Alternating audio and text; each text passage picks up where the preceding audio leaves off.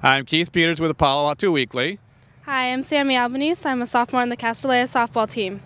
Last week, Sammy played in 3 softball games. Castilleja won 2 of the 3 in the season opener. Sammy pitched a 1-hitter. She had 11 strikeouts in only 5 innings. In the second game, a 3-0 victory over Silver Creek. She pitched a 2-hitter. She struck out 16. She also had a home run. She had 2 hits and the 1 loss for the week. And for that performance, Sammy is the Palo Alto Weekly Girls Athlete of the Week. Obviously, a good start to last week. 27 strikeouts and the 2 wins. A good beginning. Thank you very much. I understand you throw 5 different pitches. Can you explain those pitches and how you came about to learn how to throw them?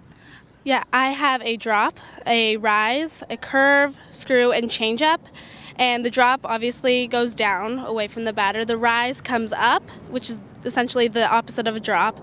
The curve, which curves away from the right-handed batter. The screw, which curves away from the left-handed batter. And the changeup, which is basically slower than my drop, which is my fastball. And how did you learn how to throw those pitches, and how early in your career? I have been learning to throw these pitches since I began when I was 8 years old.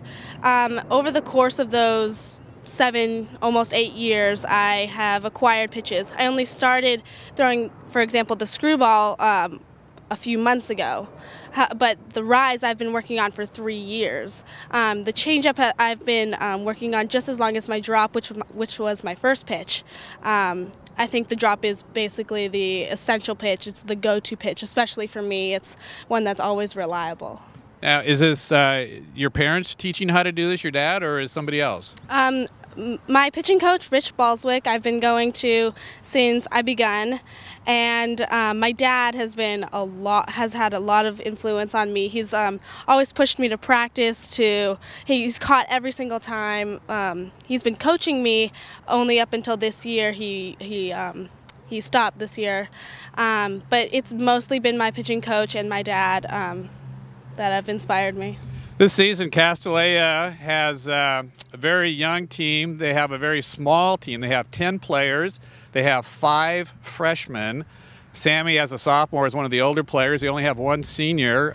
How difficult is it to have only 10 players and 5 of them being freshmen?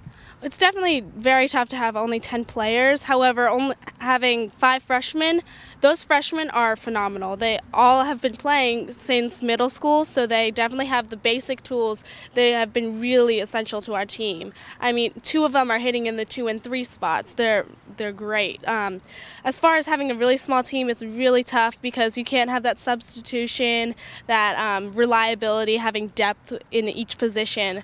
But the freshmen have made it so much easier for us. Last season, Castilleja made it to the CCS playoffs, and I guess the goal this year is to get there again. And is that possible? I definitely think it's possible, especially with those 5 freshmen and our senior, who is just amazing. She's been playing for probably just as long, if not longer, than I have been playing.